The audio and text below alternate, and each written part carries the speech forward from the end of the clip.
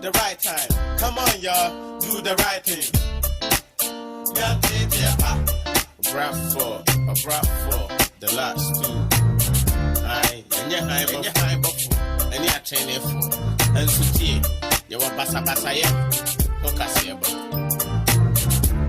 Execution Entertainment. Whoa, yeah. Ghana, my baby. Canumia, Muyako. I get you. Whoa, yeah. Ghana, my baby. I know who you go. I get you.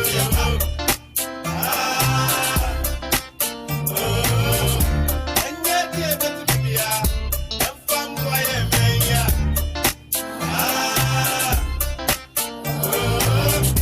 I know who you go. I get you. At the right place. The right time. Yo, it's here for your mobibia, aha, your mobibia, ajo, your mobibia, chain about GH Live Radio. So, aha, I GH Live Radio, so GH Live TV, and I'm more Hemino. Yankupon, Oshira, Obibiara, Oya Dane Denina, or Cheyenne, na Otie, Yankupo, Oshira Munina. And now, Aqua Wednesday, dear. Next, we are in the middle of the week. Kawadin show so and I had a year do so. And net a da, Yankopon, the Aduminu me no. And I done then you catch us as oh, one quan. Now I did and now no pay will be for a car. So, or quite Juma, or Conan or tea, the debut or car. It was a Jadis soon or see fit in her manner. What in the tea was shed time as I say, you fit in any and air correct. We answer Jack and argue for a mere tissue up a channel. Wait, the Yidden and Matty Fee chance a papa quay Juma Oba, a bush of 40 feet a channel, but why they were woo. But would the Yanko Poy or do one minu be near that suiting Konat Chavada would dream one. A dear essay walker, the walker and say, Asida and cut a radin Yanko pom. Mostly ni beka se Allah Yankopon. I be ni beka to say Maui Yankopon. Sa so na twi ni beka to say nyame ni nyina ye baako. Dia me pese be ka nyina ne say moma yemfa onuado biako ye enentina omawe mu. Amaye ma religion ensese yentem. Amaye ma asore ensese yentem. Amaye ma politics ensese yentem. Amaye ma bibibia ensese ne mo odo ne biako ye de. Ente no na Yankopon ye de ebe hye no hu oman de emobo bidini Perez ba kope wo hwe from live from Asalibutwe Abudankali ohwa na ye wo unya du Abudankali a obo se obehwe abrosa na si wona obo se ye ka se TV station wo kese a ye somebody na yi nyina so free Madina ba obeka so be si Abudankali ufi Ajinga no Zoom Lion na akro shama anyway ya nyina ya Abudankali e main road so ti be bia wo person wo ba be kan ade bia so wo be ye like ade bia fa social media wo fa television ade bia di mpuntuo be ba oman we mu ade ba akoye be ba e be ma oman na nyina ya koso no enu nti na ye wa ha ye kawadwe show so hia me a wo se kawadwe na maje so be kire ma adwen ana me hia na se kawadwe ana so waje so be kire ma adwen na yedi bibia yede ahihye so Nyankopon hira ena Nyankopon adumi a wama ye nkwai die na ese ade chi wo hoyi ese ye de osuma ye de adwuma etie ne ye semre dan de nyina se de ye ne ye bebo mpae ne asre Awurade Nyankopon no de ne afom na de ye be ye bia no ayeye because ye betima be gira kasa the whole day ba Nyankopon honhom ndi ekira de ye be ka nyina na akwa bi be se waka ensomate ensomenye de memfa but ne yesre Awurade Nyankopon so obema wa de wafa na wanante so na ye inhira de ama ye nyina se me kasara ma no mfom a mesre mo mfa nchem ye nipa nso na mfonso ye de ewo no ho Nyankopon hira obi bia enti ye bo mpae Awurade Nyankopon ye de wase se wahu ye mobo na oma ene de so abeto ye na ye da so tinko na techema da abudwem a yesre so obehu ye mobo na de ye mfonso nyina chen na watworo edin e won kwa homa mu yesrɛ sɛ abana ogufo no kogu ye no de so ba mfaso no enye yen saa generation wei ene generation a eba foforo no papa obi bia o asase su bia mema obi bia enye useless but manfaso de emre obi bia so obi bia obonsam atoba ha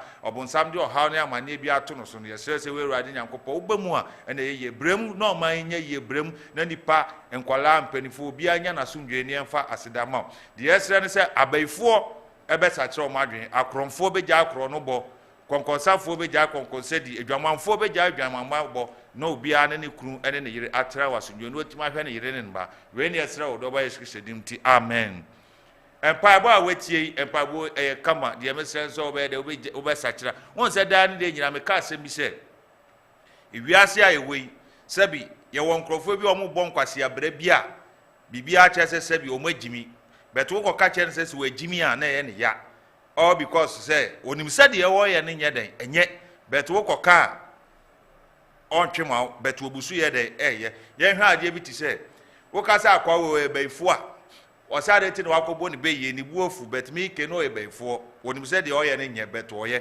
obi ye kromfo ka kyɛ sɛ ade ti no obɔ kro no a de buba da bebefu da ntia ofu sɛ onim sɛ kro no na wo obɔ ne nyɛ den enye but obusu ye den ebo sɛ de America ati ase ati de mesrɛ wo sɛ wo be de beto ho no sɛ ade bia enye wo asase su bia no be de wo betwe ho aye den efrim na Nyankopɔ aye den ehira wo saa na dan de nyina ye sɛ ye de ye no ati ene me nsɛmre no me pɛsɛ me no cha asɛm kakra bi na asɛm ne ye be free Genesis chapter 6 verse 6 sɛ de Awurade Nyankopɔ so nu nu so ɔbɔ onipa no ekrofo bebre wo asase su a omanu omo ho so omo fa nkrofo bi adamfo nkrofo bi wo asase so omanu omo ho sɛ adwuma akro omo ye omo do omo kohyem nkrofo bi wo asase so omanu omo ho sɛ oba po omo ware ne no ana ne kuru no wanu no ho obi kura anu no ho sɛ owo ba eba asase we su obi so anu no ho sɛ ɛyɛ ne maame ni ana ne papa ni but ene mempɛsɛ ye bɛ ne tenten tietia no me wo video bi wo ha mpɛsɛ ye de kasa fa ho na video no ma tena ase adwere ho saa mama hu sɛ ewiase nyansa nko ana adwere so ye de enko na mepɛsɛ ye tie video no wi a na mu nsɛm no maka ye de akyerɛw ati sɛ producer wo ho afa video no tusuma me na me nyina so mfa ya na ye nko etetem a so ho a se video no wa mo fanto suma na wa wo hwe wo fie no na wo so de yesua de kakra bi pese me tu ye nua no yutu no fo pese me ye nua yutu no ye de ekasa pese ye nua no yutu no mo ma mo adwen ye de ebre fie na se wo hia nipa bebre a o mo kasa o mo ne ye no kire se sebi nipa bebre o mo adwen wo nwurem ba o mo ti fie wo hia nipa bebre o mo kasa o mo ne ye dodo na adwen kire se omo abodam bet omo setade omo didi normal bet sebi adwen ne nyeden enye adwuma pato video na ready am fanto soma me na ye kɔ enim video na ready a ana me ka say ne ye quotation ye fafi ye ka say Genesis chapter 6 verse 6 hwɛ mo a mo hwɛ wo fie no sɛ mutia mo hwɛ abofra ya oda screen yi so a abofra yi wo hwɛ na wa kaka utrim na hwɛ ye won krofo bi atimi hwɛ won mu atu sɛ we nya 60 years we were 20 years we were 30 years but wo hwɛ abofra ya wo gira ho ya patcho poso ma me patcho poso ho ama me poso poso na akwara na nim beda picture meda ayi ne so hwɛ kama mo ho akwara we anim a ye bisa asa akwara we di sɛ a ye bisa asa akwara we oda we di sɛ a enwanu na adofo no ye timi nkasa akwara we nya 15 years wanya bro so abi abe ye first 13 years and now 12 years aya akwara keto a oda hwe but here comes the case akwara yi o de to aso no muntie mu nsem no de to aso DJ producer to aso no muntie mu nsem no to aso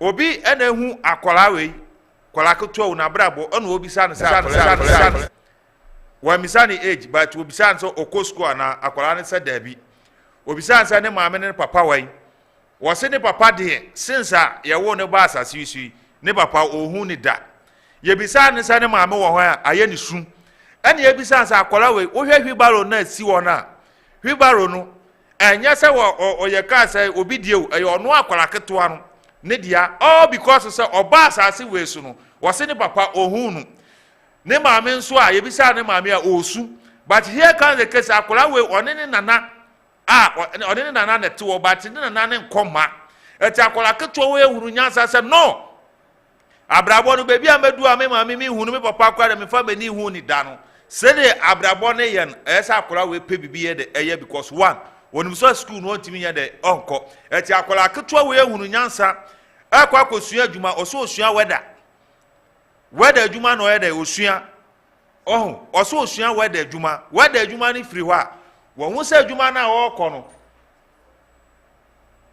adwuma na ɔyɛ de ɔkɔ no wo hu se adwuma na ɔyɛ na adwuma na ɔyɛ no onye sika emfa nkɔ ye de enko yi twopo na na so onfa hwɛ no hunti no ɔno akwara ketewa na hunu nyansa akwa han hwibaro no han tie ohan hwibaro na ohan ni 20 cedi no ɔde twe amanfo market wotɔ ne ma no atwe ne wi no ɔde akɔ eti so ɔkɔ na ade tia no akɔsua adwuma sɛ de America ata se ɔkɔ na ade tia no akɔsua adwuma eti ɔte ɔkɔ a otimi nya wanya sika kro nya 60 cedi no oyimu ye ka sɛ 20 no de tua hwibaro ne ka na aka 40 ne no ɔde bɛ check ne half ade ɛde akɔ adwuma sɛ de America ata se ɛyɛ akwara ketewa ohwɛ akwara ketewa but here can me pese mi gina sa asem we di tu fu se mo a mo sole a mo ti se wiase we mu na Ghana adwuma ni ho obi anim se adwuma anya de eni wiase we mu obi anim se adwuma he obi ti US onye adwuma anya obi ti Ghana onye adwuma anya obi ti Pakistan onye adwuma anya obi wo UK onye adwuma ye nyina ye ntimi nko school ati se wiase we so onya ba wiase we mu na se one when ntimi anko school a the best thing I say o ya ne se wo pa adwuma bi ye de esua eti akwara keto we ehunu nyansa esua adwuma owie ya wakɔ han hwebaro truck okwa na onya kakra no de wode bi akɔ akɔsoto no ho woti asɔre dem oba besia abrante wode adwuma bi no na anadwo ewia enwumere na break loose bible so bible na ukita ne kyerɛw sɛ ensa enye adwuma no endidi ensa we enye adwuma it doesn't chop aso he obi ti aso de na adwuma ni ho na obi dwo na adwaman obi ti ho wanyi owonsa wonan ombo bra bia akro no fraud nkwase asem jinisem sabisa na ekoso e wo ma we mu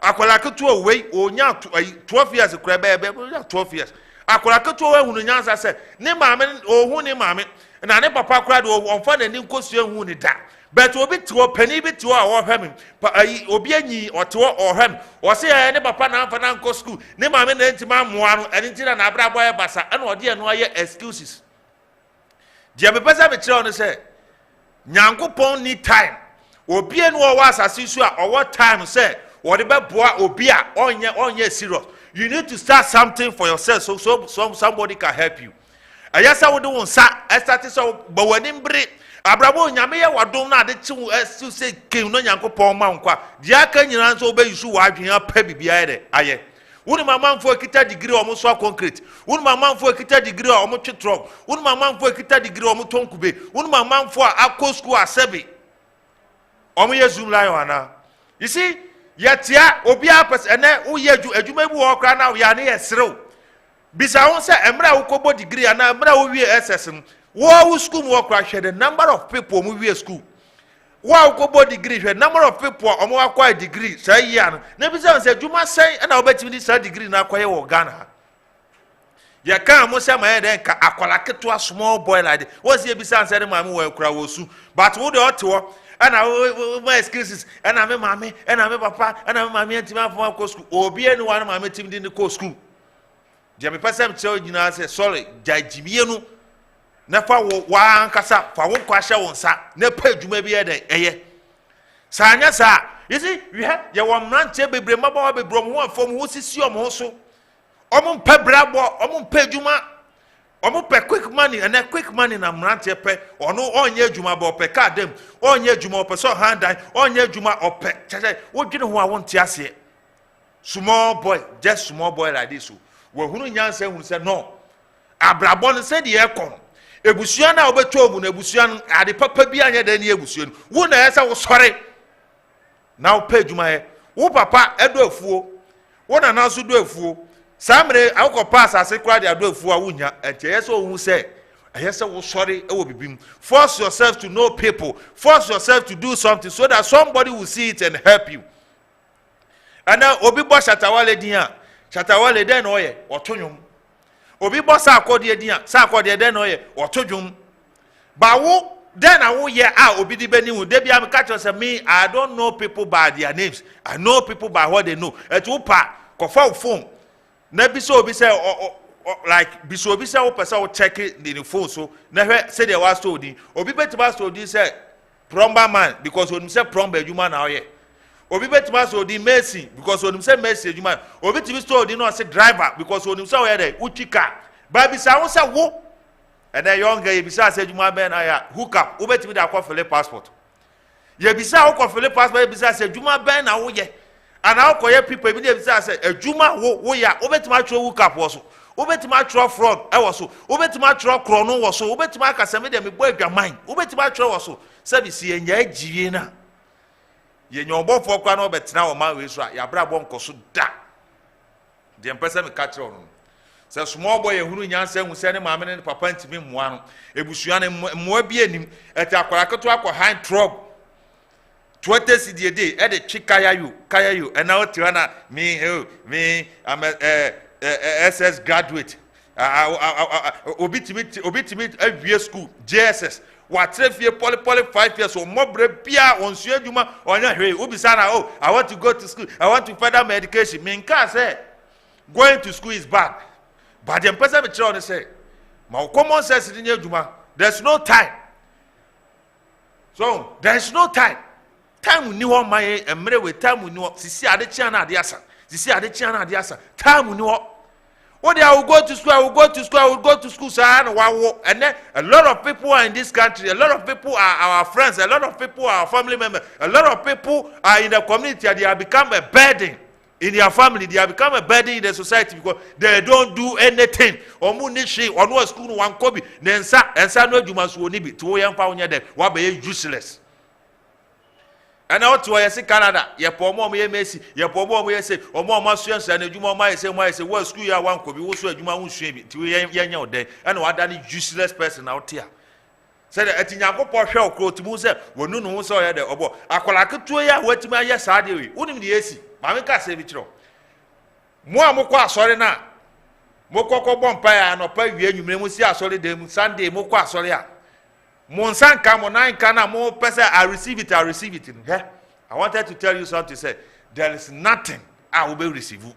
Obe ko swear here because one obi a one go school now want to be nya banjuma obi a one go school no so oni nsa na adwuma bia no be ready say obe ko so ya akoasa kopem da obe wear the efi asase wesu because if you don't become a servant you can never be a master. Ati na Yesu Kristo ka said di opese wodie oye nipa kase di opese oye nipa kakraka di opese oye master on di kanye den enye akoa ene boys bebre mpa adwumasua ope quick money boys bebre mpa adwumasua ene obehia nipa bebre o tete year school wan kobi oni ensa no adwuma bia no ni nemu saa ati obekoso ya akoa until say Bible says if you give for de obekoso ya akoa da ba nyansa ni de obey master.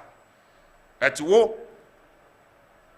ya na emo mobo mi mu se de me nka no kra nyame ohu ye nyina mobo nyame o ma ye nyina nyansa akole ya obedi ni video tu so a wo hwe ye akola ketuo yi won se emra no wo ne nanam ho na abrabo na ye den ama no na wo ti fie o onko school na o she corner no obi ehunu obi anye de ehun sa abufra we. But akola we started say watch drug oko oba no obi na hu ya na record no na ode betu social media ena me no kase ewurade nyankopo aya adom ama obi a papa bi aso akola nim say akola we say de na adwum do akola keto a onya 14 years impo na wan say school ontimi nko no osu adwuma na adwuma no so oni mmoa bia na wakọ hand drug ode ye adwuma de one sa akora we ko school a obetima be management akora we ko school a obetima be ye ka say obetima be ni party true bi sa akora we kura nya sika akora obetima be business akora we na adwum ye de edo eti sa na tie de amame mefa ana nipa na ko post video no ya send ni message so onko hwe akora na ye de ebusuafo ene ame no ka se wakwa hwe akora na ebusuafo a ya ba be amakwa fa akora ndi na kokuma se akora ne kwa kutua ni school so wutuo de brabo na abo ede na wo ye na obi ehu atoa so anamambo na wutuo wo sori a wayase wemu ubedi amu a wayase ubedi indomia wayase ubehye tade a wayase ubeye uti a wayase udan wayase sa one day akatebe de betie sisu jajimie no na padwuma bi ye de na ye abrati osisu ye kachiro pejuma bi yo pejuma na juma bi na fraud na krono one day ye be so pa bo e be bo no wo be kwa wie we fiase na ye be kum ye tumufo amuse etu na adwaman e ma 17 abrante pese obey adwuma na adwaman any social media life tu on pese obey dirty work obi pese obey tro obi so obi pese obey akoa na ye te na social media dada ye sa na hwe abrabo me catch us one pe brabi ammo one fa one bata omo munim kwa no woni nyansani anante a masa me so kofile passport and as o kofile force ni ebisa ase adwuma ben na ya mi pese mbisa obetima aka so ye kronfo obetima atwero obetima aka so ye hooker obetima atwero obetima aka so ye scammer obetima atwero masa school no nko bia ma common sense nye adwuma na pa adwuma bi ede esua haye kawadwe issues so for Perez ram dem you are watching me live from GH Live TV GH Radio asalibotwe ene yewo kawadwe issues when pori bia opeso support no you are always welcome you be support de enkoso no you be bo amane am wo hu na de ese nyame asem so ye de ma no ye de push you obi ampa bibi mfa nye oton said they make out say and the school when I go to school I'm not saying say going to school is a problem. I'm not saying yeah you wade bo he you won krofo bebre wo mte asase we so woni mpa school yi won me nko wie oni help bia you wade bo faith no he you see faith without action ayem kwase gidie they make us what say gidie numa anim no gidie hu ye obi tibi kwa no akọ bra no anya kakaro de akotua school fees first term second term no abetre fee then ena kire so odi ska no be pa adwuma bi esua na nyame boa na wo be adwuma ene nyame adom utimi ko school weekend utimi ko school anwumere ye wo ya hyehyehye ne bebre but my way maba way I have PhD so me I can do that work bisa I want say Ghana ha since I ba Ghana ha bank aye bia no emra wokoye accountant sin hwan bisa won say since I went to bank do say ne bia wo pese wokoye accountant wo wonu mamanfo ye security wo bank omukita degree holders you don't know you see we who ni pam pese obebo bra ni pape quick way ni pape quick chai odwe ho a won ti ase wodwire ho a won ti ase abrabofon jimisem kwasasem enko na ye yutu ya ya de hwakola ketuo hwe de waye won say he ba be ka sem kire David Deji na Nyankopon chusu David se onko de hene.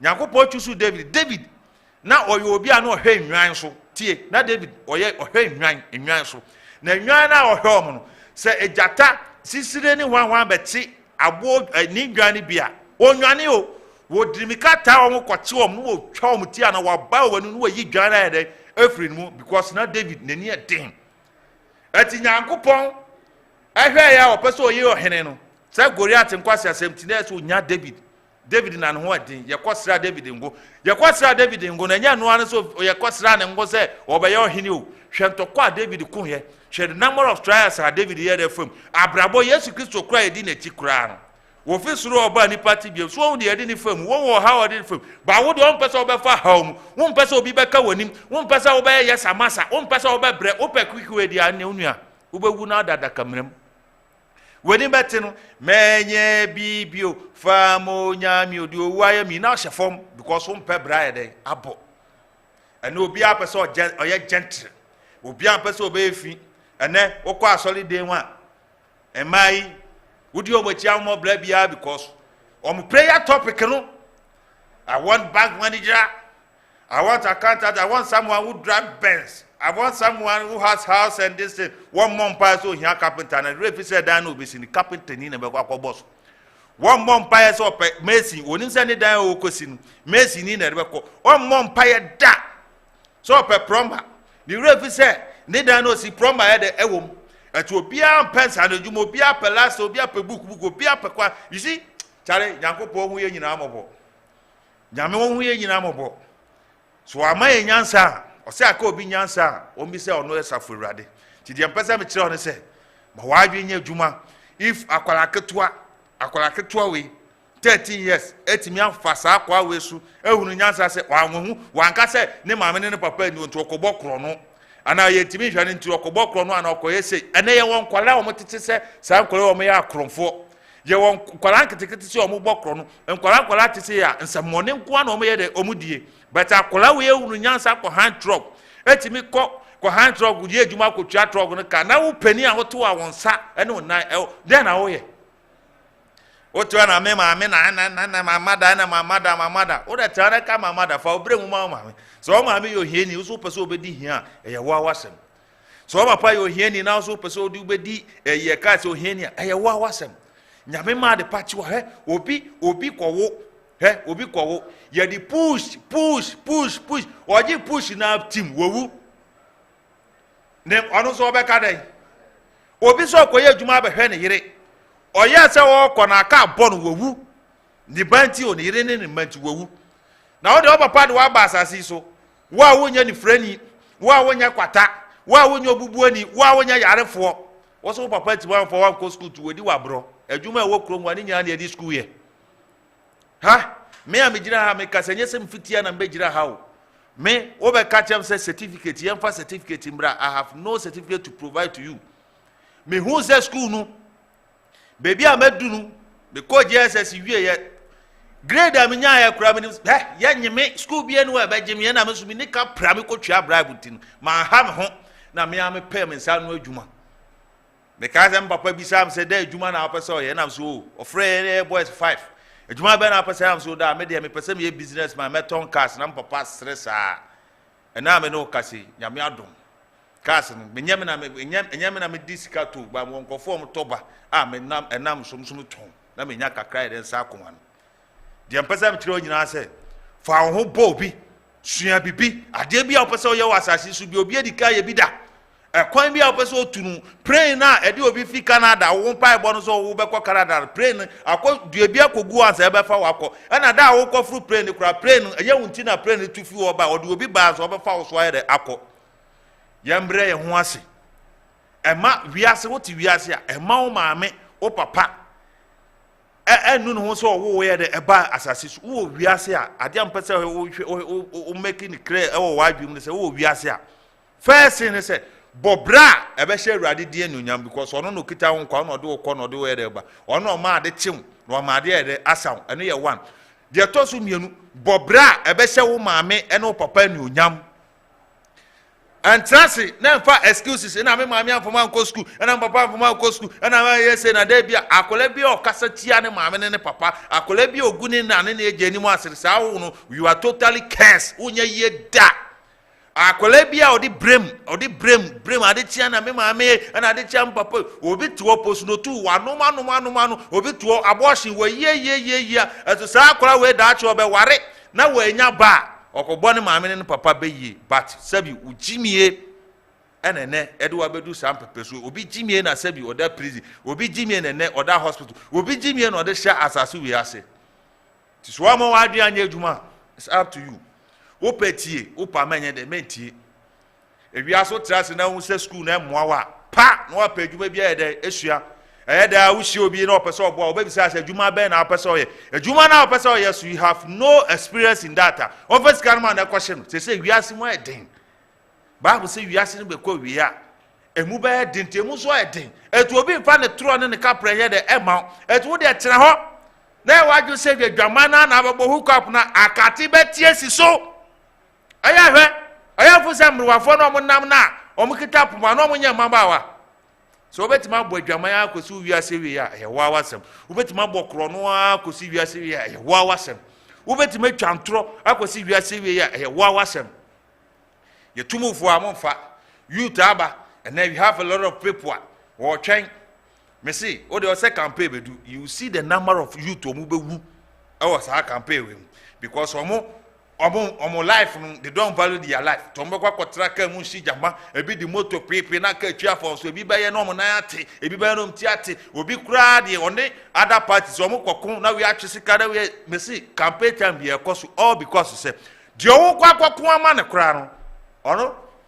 ne ba ni hawo uhu ne yere ana uhu ne busu ni bi omo nyina apake because they value their life the person be tell say obi biara sebi na adwen ye adwuma obobra a oye na adwuma no on this ha nema bia ne life na so important to him say dey make out say bobra na se wo maame no papa de edionyam bobra na se nyankopon de enyunya se nyankopon enko a wode ma no amanfaso aye de abaso memetra wo me excuses memetra wo me say na me de say obi a wo excuses ye nyina ya fam ani egususu fam eda wo benya wa home ye da waka wo sagu wawu anokura akiri na asem ye de ewo ho so far as na wo ka ye so obi nya sika na ho ator unim pressure amanfo na mu wo je so mo ko ba nyina na ho ator debi se de meka obi on pebre bia bo bia na si we ye me pese mbe we pese mbe we pese mbe we hwe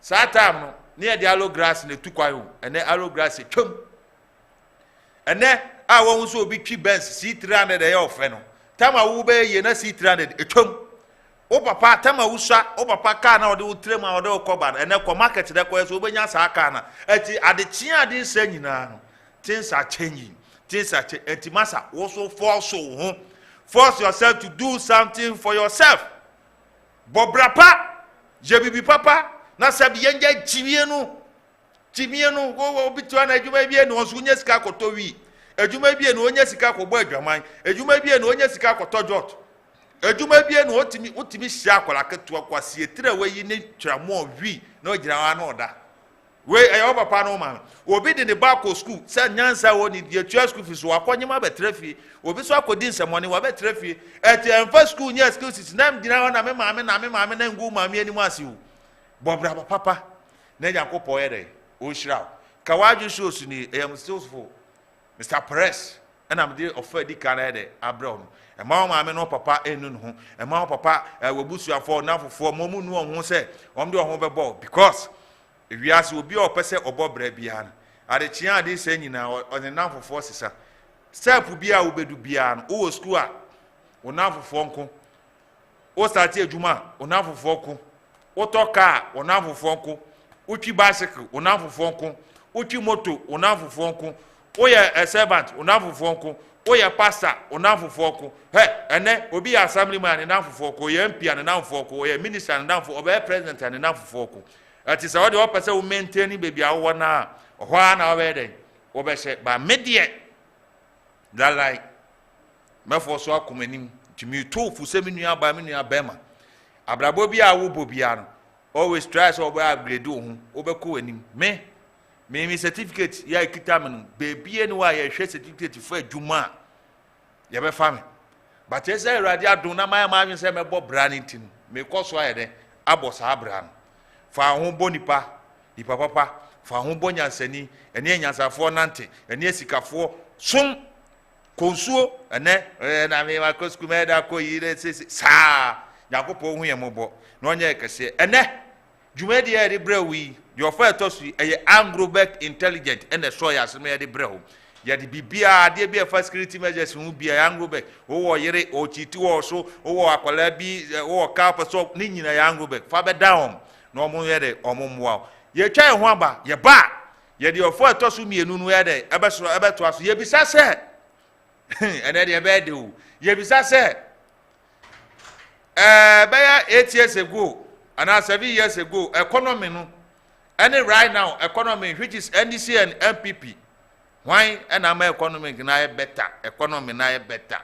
eno ne ye ba be de ye ba be bobo hu baby a wo bia na do comment aba oba Facebook so an wa like no wa share no wa follow na ye koye nim Mr. Perez ni ye twa ho aba ye ba ye de be hihye so Well, do I know my employees? Where do I get the best investigative gadget to buy? Can I really trust my fiancé? How do I monitor my nanny while I'm at work?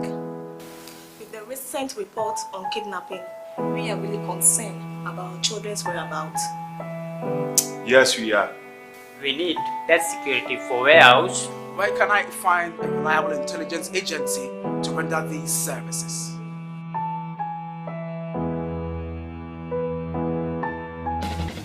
Now I'm rest assured of my baby's safety. Thank you, Anglo-Beg Intelligence. Yes! Thank you, Anglo-Beg Intelligence.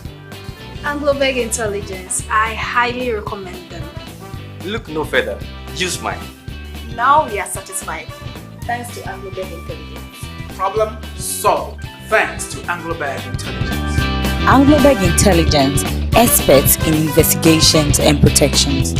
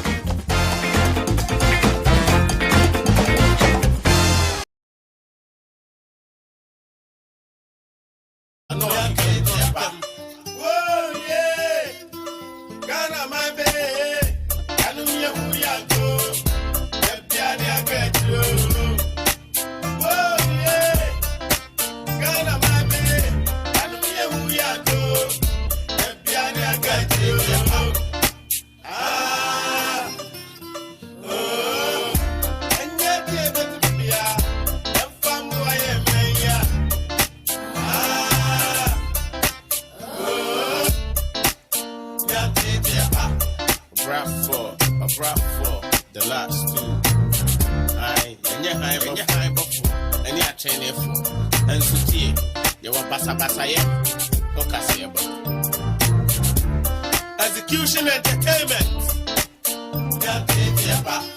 Whoa, yeah. Ghana, my baby. Kanumia Huyako.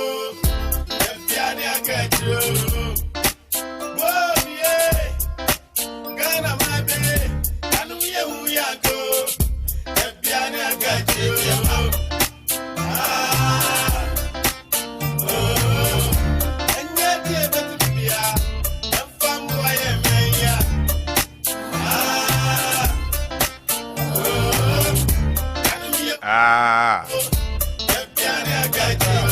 At the right place, the right time. Come on, y'all, do the right thing. Be at the right place, the right time. Come on, y'all, do the right thing. I say me the can. Raps up for me, who am I canting? I'm a ball by me. Raps up for me, who am I canting? You could try a home yasa abba. The Kojenka talk a kayasa abba. Yes, he is Usukra Ujaya de him. You could try a honka kaya a buy. Then Casano, and there episode 3, and there Aqua Wednesday idiot. Here be Sase, for her said the economic na economy no. At a mess said the economy and economy in so said they make out as economy and said the iron. Wow, who bottom was as economy in Koya, and you bottom the dear that's you. That wow check you line and said the near my corner. But once a maybe should be do now bottom Koya. fie bet na obi ana wo ya de papa bia no so wo ho wo so ope so siu dan papa e je so obubu dan no so te ase eno no wo dem wo be fi kakra bet normal wo wi abon se efe eti na topic na kasa na ebisa se last for the past some years be 7 years to 8 years say na economy ni tie no and anka say ti say that was no a check ho say not entire size a wo hye no what is same one say no na hye aduane say de na wudi no say wo wia so abade say wo na cha na wutumika ni nyina no wa check na ode aba enti ya na mesrɛ mo a mo hwɛ live on Facebook no no ma comment na eden aba ni akenkan eden ama ho enti ya nsemre no abadwafo ayede agye o makonyo o matena se ene ye kwa akwakotie mu na obi aka ne de ede ewom enti ya nsemre ne ni abadwafo ni nyina be de be kasa but de be srɛ no say ya no ma comment no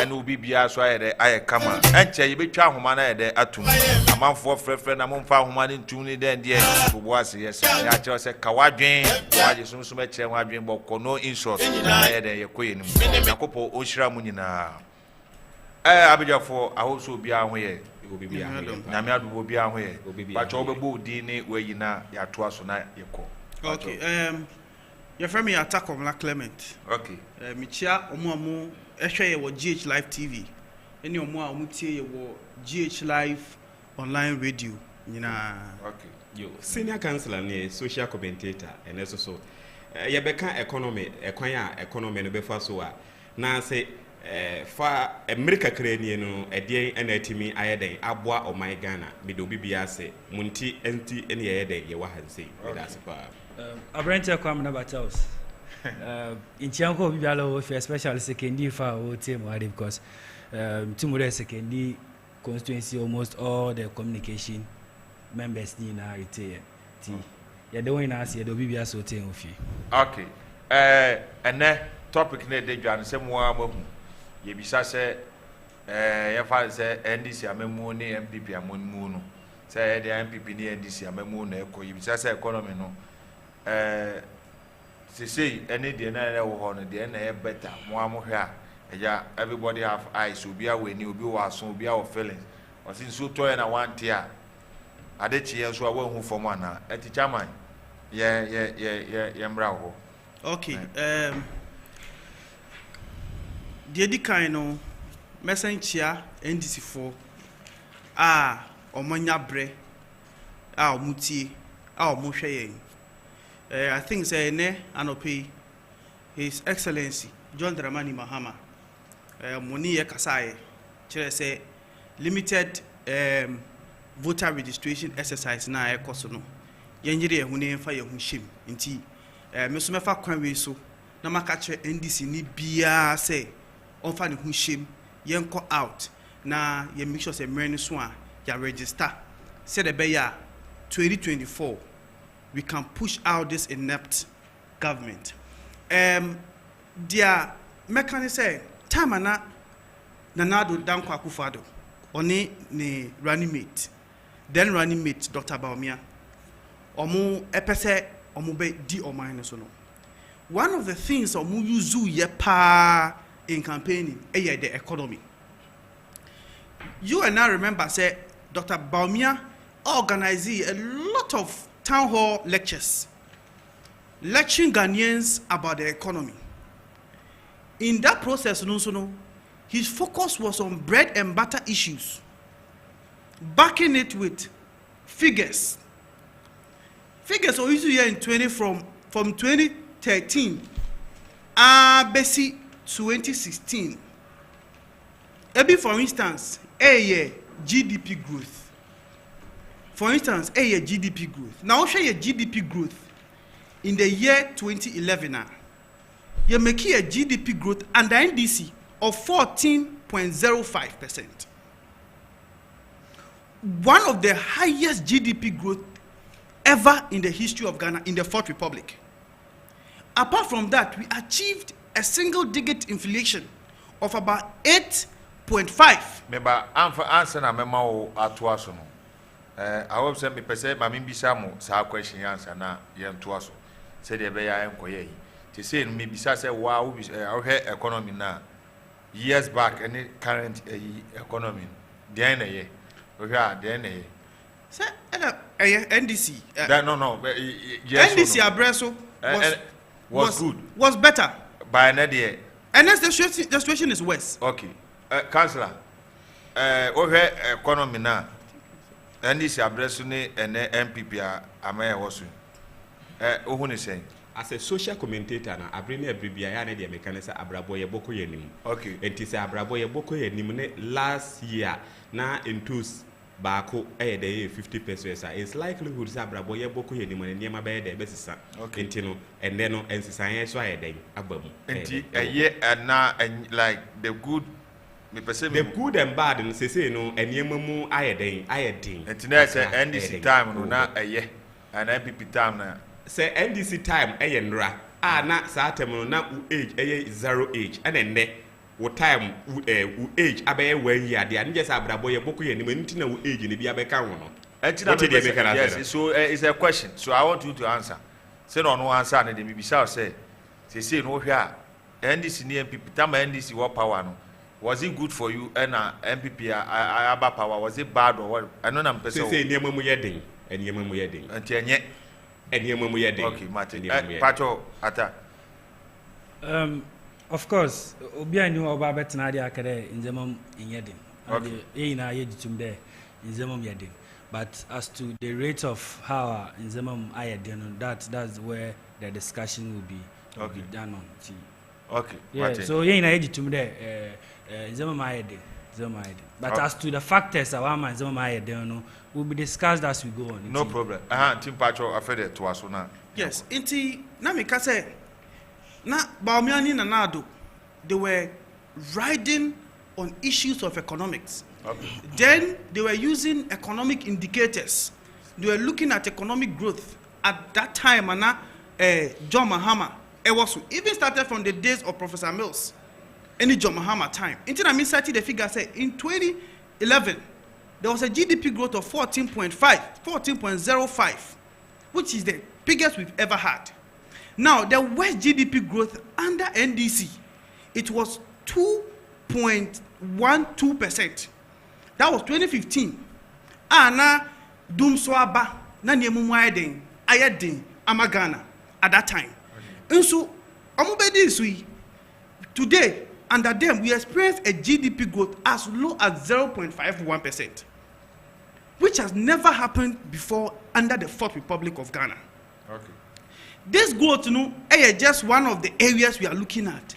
If you look at bread and butter issues, say bia ukoto kenke, ukoto milk, ukoto ebia wache wakwan. You're looking at all those things. Point clearly say this government has failed in that regard. Now, Mekai, about 2013, 2014, let's say even 2016, even before, just 2016, now I took Kenke Baku, 1 Ghana cedis. Kenke, 1 Ghana cedi. Ukuta 5 cedi, ultimate Kenke, 2 cedis, in Chinam, 3 cedis. Okay. And so, and now I say, Sebisa, unkuta 20 cedis, ultimate Kenke.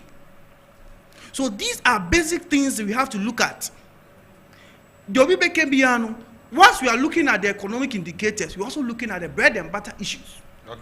So, Obit catch him and say, okay, fine.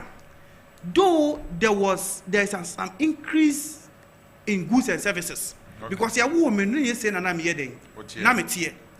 But show, adia na wutono 1 Ghana cedis. Na dia na oba na onu so ba be yin yie no. Eka cha so onu no ba obe make sure say niema ne board be den eso beba eso betete.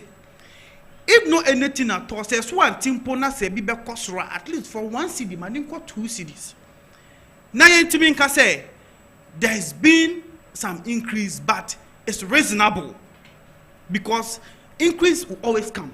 But I didn't fit 1 cedi, na say open just trade the 4 cedi, 5 cedis. Then you have failed in that regard. Maybe I say me bisa a question. You see, based on say the egg can. Based on say workers will be a kenki, that was then 1 cedi 50 pesos. Now they say kenki, yebo kenki 4 cedi 5 cedi. Like one may say Ghana for yana ye boy or mine So be a two at be a 1 cedi, and as a bino, and her say, Sade 2 cedi, no be a 10%. You don't have any right, so Uber 2 because Uber Timako baby can't carry more 5 cedi, or had more 3 cedi. Uber Timako baby can't carry a 22 cedi. Uber baby a 25 cedi. You get Dokrumbu and Chinabu or Uber 5 cedi. Baby also have a percentage na beto am 10 cedi. Don't you think say a yen team move on and ama e kosa ana. What do you be? To say asema okay. Sa ade no na e wo 1 cedi. And ebia yawo baby a etimi turn 2 cedi. And obi turn 5 cedi and as a 4 cedi. Then you can say people are deliberately increasing it. Okay. The rate now is that the prices of goods and services is increasing across board. Now, ansa na nipa ne beto na ade no, ono to kofa no wo baby at a certain price. Okay. Enti so kofa ade no menji ni say Ghana for say be ye abroad for to the extent say okokoto ade 1 cedi na oba beton no 10 cedis. I don't think say the Ghanaians all over are like that. Okay. Fine, you may have some few issues whereby some people, because of their selfish interest, obey increasing their money wide, but if you look at the general situation now, Nipano or she say or no so quakoto a dear or baby, ebia no yakin no koto, ebia milk no koto, ebia no faka ko baby. Okono, ye tomb from maybe 5 cities to let's say 8 cities. Inti are affecting them. To also be told idea, definitely there should be some increase so the person can get whatever he or she has invested in that. Yeah, that's it. There's a old check is the near money there's a near my boy thing, and the chess or mine more idea which you said Muhammad time it was far better than the Kufadu government and the Kufadu government. Councillor, but your kind own saying. And I say, oh no, oh say more identity, the ATR oh come. Dear Minua Crement Cano, a Fabino, a Yanocre, a Fabian Susu or Hosu, I miss me or media, me person heading, Meka. The entire me person, me casa, and say bad leadership. Rather, said the Endra, ye better and say, Name de Mecan. Say, a near my best son, do duana Gina Akan for so, or more day, air share yes or no. Because the or no air share was no, a nim said ye, yet to a near my year. Sebi you say or more hair so no be our yere woma. And to say, oh, yere a woma, na sebi oba say wufi, so only pana the bass say wufi or no near dinner bedi MP. The neba say wufi no or no near dinner bedi assembly man, a dinner bedi minister, as I dinner bedi president. She say only power you when Timmy and Henny fee. When Timmy and yet iron henema. It is only power the economy. Ye so afa so ayede amanipa ye dia dia say onipa will be to my day etimebu or mine. You see, we have some people your friend they're from outside the treaty home cry and they all because the book cry or carbon take or say me papa the timo the rubber was we boni papa obaha Adriani or to be my issue or to be by me boss be sir about anything be out on the check but what in the move in the Tibet okay Martin it is said there will be a day and I yet had the essay Eddie will be more not all can GDP me as a my university but ya no can GDP na menyintum the entire GDP nintum ne say you better catch say GDP 10% 12%, a bit me back maybe 6-7%, but the price, goods and services remain the same. So what about GDP na yes waten? Nije say no a book mu GDP, but it can me no me no yet on a bontene the entisa. What did they make an answer? Yanko ye school junction, I shall book school junction SCR. Ne ya why say kokoto kinki. Nyan kanchero say ne GDP I drop it by just small margin. Neko school junction it remain 4 cedi, kinki 4 cedi, and China modi sawu mukran 5 cedi. So GDP na say aswate no, aswate saying. Me patriotic they make an answer. But don't you think say Ghana we have some problem here? Say ya to ade so ya te so na ma. And no na me still come back to leadership because me boss be am here adwuma man the omameti ase ne say lending say ya to graphic paper ewo the southern part of London, 1 city. Oko the northern part now, the same 1 city. But ye Ghana han say yenhwe cement on the southern part, and then utwam tachiman the air kwa yenhwe cement price. Me patriotic they make an answer. Even within Greater Accra no, you share the price of cement. What did they make an answer? E wa bra ye wo trade minister here den wo ho. Responsibility of trade minister in den. So no dey hwe say eniema ebe den stabilization be den ebe ba say ye be make sure say eniema nyina no be den ebe toto yie. But who are we trade minister no? Trade minister nan kase mu no eye one of the sole agent or no nkase mu no ekofa cement ye den e free depot e ho ye den e de ba me pa choti dey make an answer. Nti say onipa we no onka because oka ne so tia ono ni sika so so ayede eso ate it's selfish.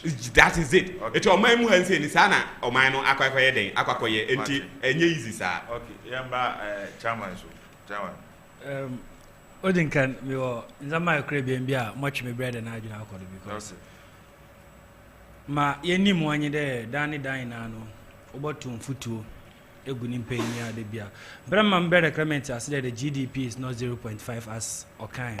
It's wrong. It's onyane figures right. Okay, onyane figures right. It's never true. Okay. Even po mes mo start teacher there oyada all bebo balata bebre obebo asanti beke obebo chantro bebre. That's how it is. And wow, we know them for that. Inti only day that one day inti Mr. don't get any figures right. Okay. And san our platform be out to them do. My brother Councillor, but your minister Bena Osia cement fee depot bar. Oh, now I was citing an example. I said most of empenifo no omoye den omoye ye no. Empenifo ben one no. Oh, me kase be bobo when say ahanse me kase me bobo minimum empenifo be bia. If it's true boy because me yagi mo trasako and most of companies owners no dodo na no e ho no omoye den omolebi. Ebi ni one no. Ebi e wo estate. Ghana has said no. The issue is because if say minister B enkashi or speculation and one issue one cardinal sin another crime against democracy is speculation. Okay.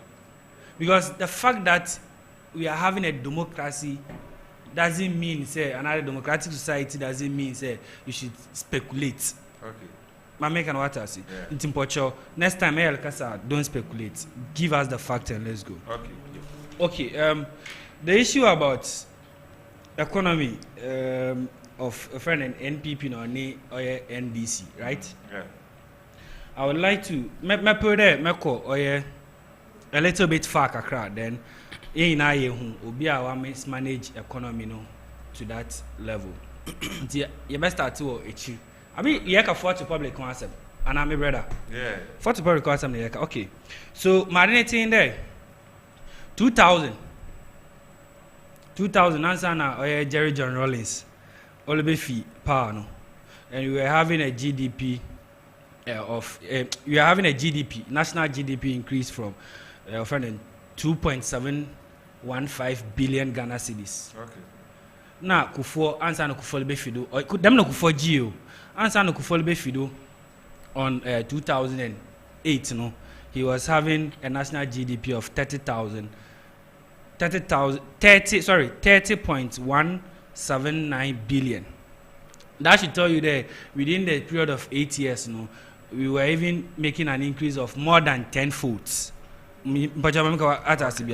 Exactly. Say you see IMF for one document or the man another one data sir. That should tell you that in 2000 from 1993 to 2000 now GDP was averagely I think I recorded 4.5%. Yes, that's right. I'm speculating. But averagely in MPP buy MPP was having 5.5% from 2001 to 2008. I've given the figures. You can go and check and come back. You see, this all should tell us that if it comes to the economy, because I mean now you had you care kufompol befido and akufana brodo no. Na banks crumpled diminka traders no any one farmers na they one bed loan with even no interest. That's true. So that should tell you how Yaji Abenyani fee Jerry John Rawlings Nixon from 2000 MPP government led by John Ajekum Kufuor in 2001 Yaji Yadebe how we manage the economy very well. as compared to what Jerry John Rawlings did. Okay, so let's move forward. In addition to your friend and the micro indication the unemployment and the rate of inflation, the government debt stock reduced. Okay. Or reduce from I think by 4.8 billion Ghana cedis, according to the Ministry of Finance. The records are there; they can go and check it. Maybe I can, and even public debt to GDP reduced from I think 181.65% in 2009 to 30% in 2008 as Kufuor was about to leave power. Okay, so let's come to the national and other the social policies Omanpayin Jerry John Ajakum Kufuor or the good acronym. Although yes, it's all form part of the economy because it's one aspect of the economy, another it's one aspect of boost the economy. So and we have a lot of them. It coming the NHIS, the healthcare, because we know what to about 2020, no the 18 years till then when it will be the 18 years, they all benefited from the free maternity then whatever, right? Okay. Anamibwa. Yeah. So these are maternity healthcare. So all these things are how the NPP in that very tenure was able to manage the economy. Indeed, fast forward 2008, Yetuaba NDC in 2009, right? Okay. Odema NDC in 2009. The debt stock, Ghana's debt stock now over 9.746 billion in 2008. No, NDC for by the core almost about 122.165 billion as at 2016. The records are there. Obetima ko check. Okay. So this is how yedi NPP esiwo or NPP one impossible mpashe how our NDC beji a stronger economy, and at the end of the day it was said because at the end of the day no now yen debt stock ran almost about hoping over 800% during NDC time as compared to where Omanpayin Kufuor Oje siwamo no now I'm almost about we. So let's go about Mahama Obeye after Jerry JEA Atamos of free one at Yamefani Crency. Micro so some central region. So now Mahama Obey Obatuado and Mahama Obatuado no any Mazman Bakan. As I make it be a host a bomb to National Health Insurance Scheme Okulapsino. Okay. Right? Yeah. School feeding program Okulapsino. Nursing training allowance on put okay with you. Osmo be ni bia ababa se mo be ke bia auntie John Funu Janet den kra auntie. So teachers training allowance ochum this community nursing program ni we ni ade na collapse. Community police me care pa I na me sekendi me ti eponano coastal area. Ibno was one yellow na ina wanam kwa wana wo two bola gu no watch one would one each. You see ni na boa to oma chrome yeden oma no konanim in a way because even if sanitation e crampo echo wronger we have it has effect on your friend the economy.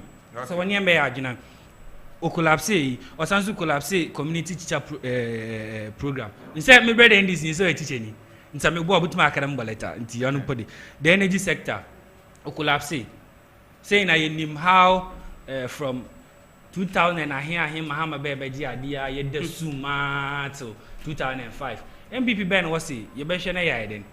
Yeah, ye be sian. Ampa from 2017 a yeje power to ende ya menu kese. In case sie ka by now ke bia ka generator lu sigire de wechi wo. Nka mi phone kolo or dem charge me phone Hassan Marco. But all these things no has come to play at least the energy sector as it stands now. It's I think 1:1 ratio to the GDP, and that should tell you how promising it is. Indeed, what I want us to know is that yes, man no in a beje de until the miss man or to the dad no. But at the end of the day, no. At the end of the day, no, we've managed the economy very, very well until, and I remember Asana. No, until a friend then this COVID-19, oh yeah then, Obama and Zama Oko Achu Kakra. And I mean, well, based on the work, which you said the thing was good, but COVID-19 never said. But the figure shows we were having a positive friend then. Ratio and revenue and everything until COVID-19 set in Oma Nzama Oko Achu Kakra. And even Crampo COVID-19 set in the Crampo we no. Na Nzama Rukoye after 2021 thereabout until August 2021 Russia no Ukraine first war started one day. Obi oh fine. But don't forget that we are living in a global world. Every nation is interdependent on the other. Okay. Anything that happens on the other country, affect the other. Okay. And the COVID-19 pandemic, on them Ukraine war had effect on all the economies in the world. Mati. Time conclude here now. I think I already conclude because if the NDC for Otum wakere I manage the economy more than I still don't understand because there are instances the NPP was given a value for money as compared to the NDC because this way America had I have a document here. It's clear and it's official. I don't know if Obetum or Atuama Yenasha from our way here. Oh yeah, NPP. Yeah, made 4 major interchanges. 4 major interchanges. Oh yeah, Tama, Pokwasi, Tamale, no bit bilamti, Mawahayai. And Okostian, I think $289 million. But Mahama, Kwame Nkrumah interchange na over circle no. Mensu tana wa dan swimming pool na you got. Because there was a time make him market my castle. There was a time mo ko takradi. Make a for kala ko takradi. Mensu pitike crave. And him na circle walk up say even time MPP answer MPP baba no. Na pure water crab fum pa ewe ma. Because the drainage system and everything, maybe I was just making a point. No, maybe let me conclude. The NDC led by John Mahama, that interchange now, sebi na insu pure water pump bufuma na away a cost of $260 million. Something we used $289 million for 4 interchanges. Only use almost $260 million for 1 interchange. Fast forward, in conclusion, our friend and young call Rage on your roads on your interchange in Kutin even the hospital Rage no John Mahama earlier rehabilitation cost the government John Mahama led government $220 million. Whilst the Akufo-Addo led government was building 600 beds in Eastern Regional Hospital, which was costing us 70 million euros. Okay. So that should tell you how MPP has offered value for money as compared to the. I can give more examples, okay, but no this problem. I think Mate, and to but you see, say, I want us to go straight to the point, into the stage. Say, you see, we are dealing with people, sir. Okoka GDS, those people now they don't have any. Okoka those kind of things now they don't deal with those things. No, but those are the facts. I'm coming because at the end of the day we'll be able to coin traffic in a once a coin here. Oko hospital, I said the teenage, everybody talks about it, but here comes the case, Boss, if I say I go straight to the point, how was business? I think so. During your late years back, like how was business? How do you see it? Yes. I think so. Before I'll come to that, let me briefly make some corrections. I think so. He made some mistakes. And I can say mistake. Then I can say because I can say in 2020 we had MPP had a GDP growth. Right after they took over from us in power, they had a GDP growth as low as 3.24%. Okay. They also had a GDP growth of 0.51%. And now, we can say, this year, 2023, GDP growth is projected to be at 1.5%, which is one of the lowest in the history of Ghana. Okay, say the make buano. Wait, data be the make. No, he was saying that 0. And the thing is 3.3. So you were giving a wrong figure, and I corrected you. Just and you were making a research and you find it. So don't say that Kwamina Midasi for giving me the correct figure. Based on when you were talking, I kept quiet. I gave you the wrong. You gave 0.5. When you were talking, I kept quiet. The video is there. You can go and play it. You gave a wrong figure. I kept quiet. So and now Minuka said GDP is projected to be at 1.5%, one of the lowest in the history of Ghana. It shows how poor your government has performed. We can't say anything about that. Yensha debt to GDP. No, okay, be about say, oh, Mahama if debt from 9.5 billion, educate 120. Fine.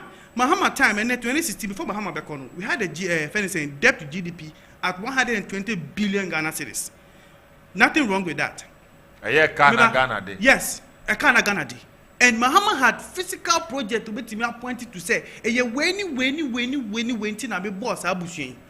Or not as Abu Bisu say or say circle interchange or say if anything Rich Hospital, if anything Airport Terminal 1. Now, and now me can say percentage wise, your debt to GDP is 99%. We are bankrupt. Mahama eja 120 billion in debt. Akufo-Addo Ediako 600 billion Ghana cedis. Uya calculation now, that is an addition of 480 billion. But you say sikana wa bobu sheni nyina bisa me brother or say sikana mo de yeden. Okay, almost free SHS. But I can tell you, the percentage of our budget I allocated for free SHS, it's not even up to 15%. And no concordant chain, or compare the one seven about energy sector, which I may or not coming can one because I heard them the mouth floppy. Yebeko, truly, Mahama time we had doom so. But here is the case: a doom so was an accumulation of lack of, if anything, addition to our energy. Okay. From that of Kufuor time, Eba.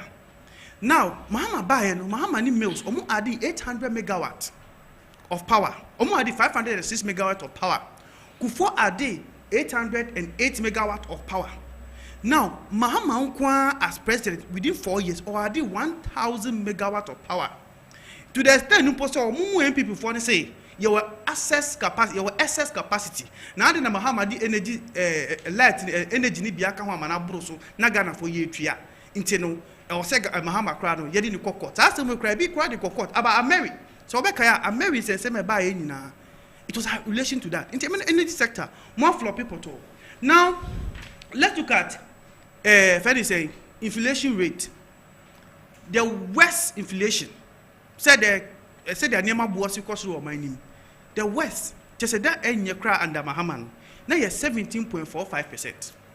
That's a near my West. Yes, that was in 2016, that was in election year. And we all know how things happen in election year in this country. Near West Granenye. Don't forget, we once achieved 8.93% during Professor Mo's time, a single digit inflation for a very long time.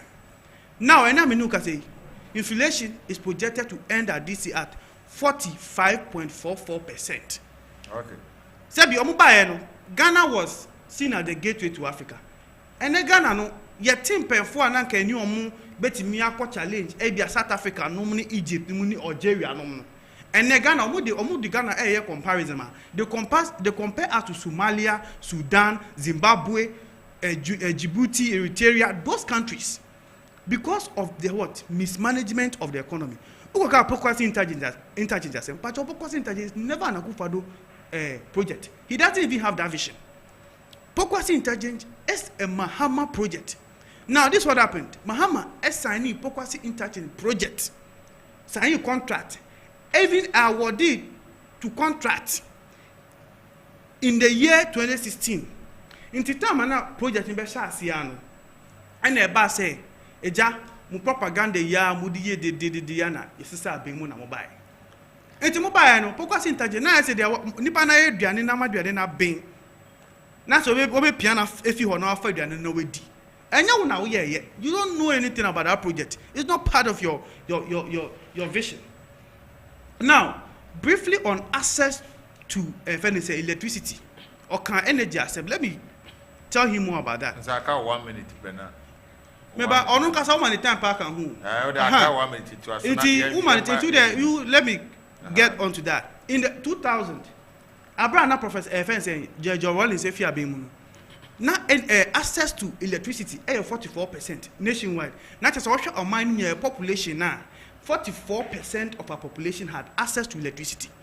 That was in 2000. Now from 2000 according to 2007 now kufobe fisono or increasing the call 57%. That is an increase of 13% in access to electricity. Now, NDC2, which is Mahama Mills, from 2008 to 2016, increasing access to electricity to 80%. That is about 23% of what? 23% in increase. Energy megawatt edi kan who come okay mills the any Mahama the odi kabuma 2,885 megawatt of power near the camp. Oh, Bissami, oh, country. Why you be bearded? Yeah, be bearded. Oh, no, fast so the G over there. Yes, Mammy, what could be asked to Tony and Mal by young quine. Yes, now, Obia, when you sweep, will be a big generous on what can go. I am quite a good. Into Anu, Mammy, into Anu, the on country me. So Akufa to buy or I did say already 1 megawatt of power prior to our energy sector on country. Okay. He doesn't even have 1 megawatt of that. Okay. No, let me conclude. No, can't cover that.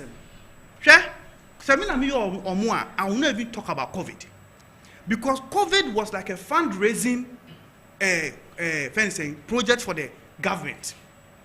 They used COVID to raise as COVID funds not less than $400 million. That's even less because I say IMF $1 billion to support us doing COVID.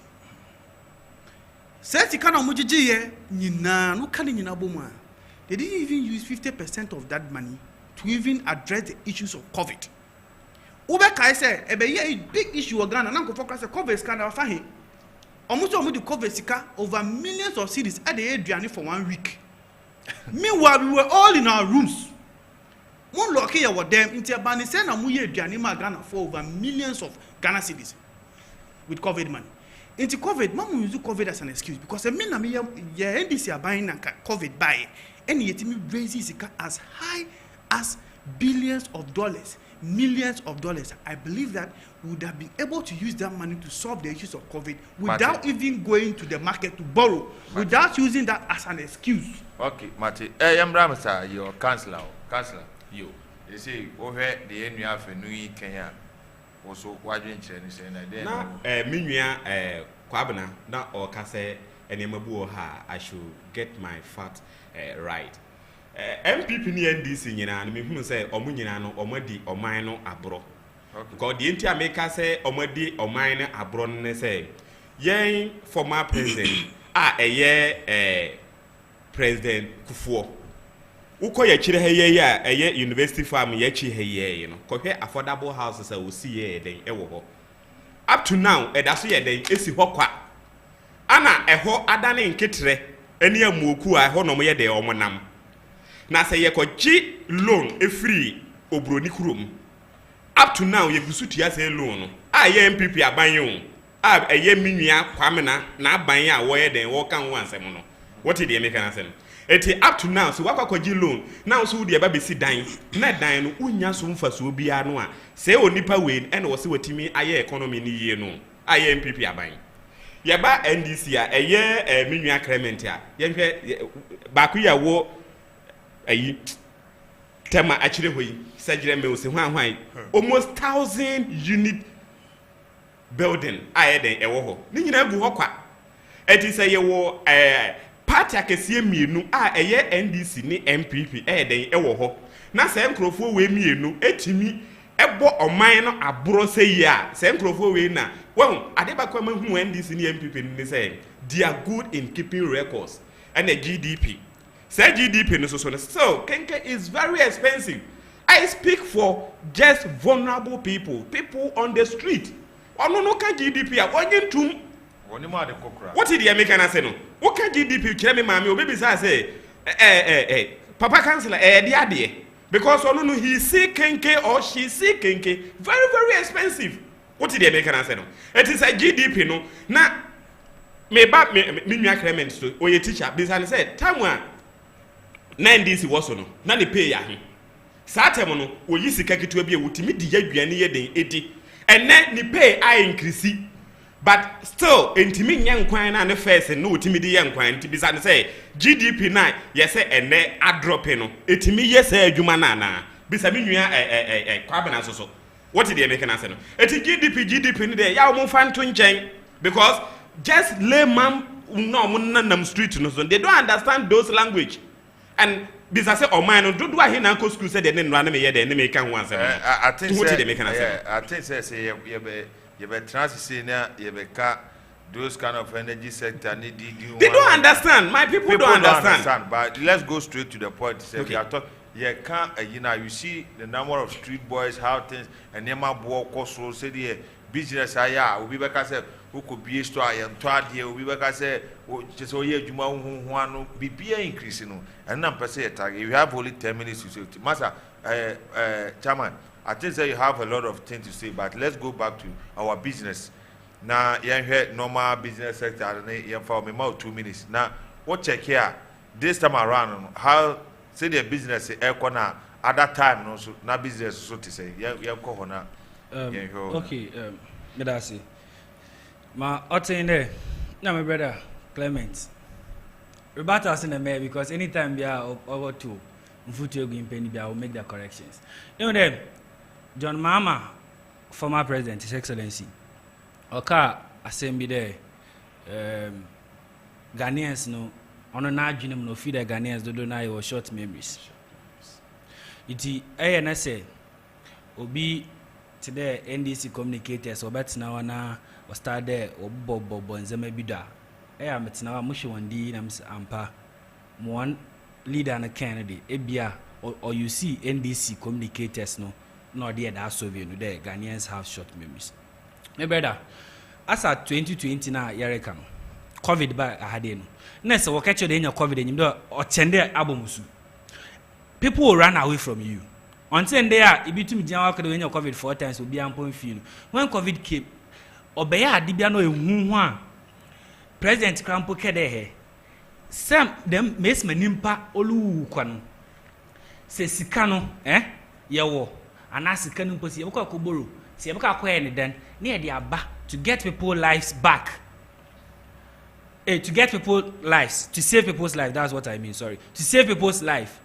na say economy ni be say mpa ye ni mes economy ni be here ye de baba back obi say this kana World Health Organization or ni IMF na yenye na public sectors man of course no doubt what this kind of man but mention ade this kind ya ebia no yefu tina me person ye ntwa no so odi ye beto aso you bet me person mi say so far as wow oji tunze they say nema mu eyes kakra no ana me bi say adwuma o hwe se de business e call this yina at saying and no na person target to because your time na akasam just few minutes na your time na ere aso me am when there say Emma oka nsem bi dam na say amaye ntum ya ntantan na obi olutwema na de bi olitie no ebia na nu efri nti o dem ye ken no hu de ampa scan ye je but scan ye je na de edi so ebia bitima just 1 minute because it go to a time the party the government has to speak to this companies na de to order what year sanitizers government has to pay one hour quarantine one na the government has to pay hotels work at there na the government has to pay osi edibani ehedem no yefu no na ankasa ne member of parliament for kote kole o se kole kote no olokun edibano ho a no yefla na there edibano wale cha ne binum nye bia nti os one change ban na obandan na ne MP olokun Okay, so fast forward. You see, in Zamanda Mamiken, we are getting back on track. Okay. We are getting back on track because CCIFE, COVID, yes, and so this Ukraine and EU war. But we've tried to put some incentives here to boost your friend and economy in the back.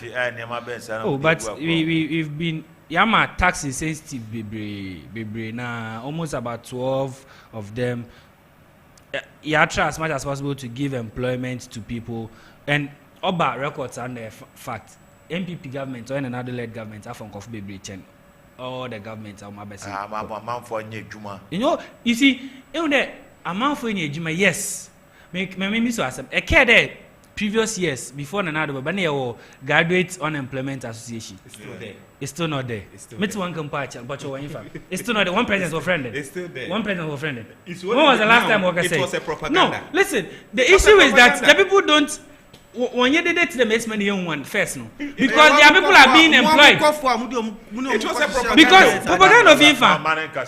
Propaganda of infant. This graduate unemployment association fee nowadays, no, one can be because one do na widen. When I get employed, and these are the taxes me feel the incentives government that to acquire there in Zamabed and about Kodi Yame because while abolishing we reduce some prices. Some of them are the 1% special import levy. Okay. So like okay. 17.5% VAT on special import medicines not produced in the country. Okay. We have 17.5 VAT on for instance financial services. We have 5% VAT. We was somewhere 2021, but as it stands now, no, real estate for no, VAT if you want to, so they don't pay VAT again. Income. Oh, say. This is 5%. Or what the free port. 5%. No, we didn't say we've abolished. We say we've reduced. Okay. Reduction is different from abolition. Okay.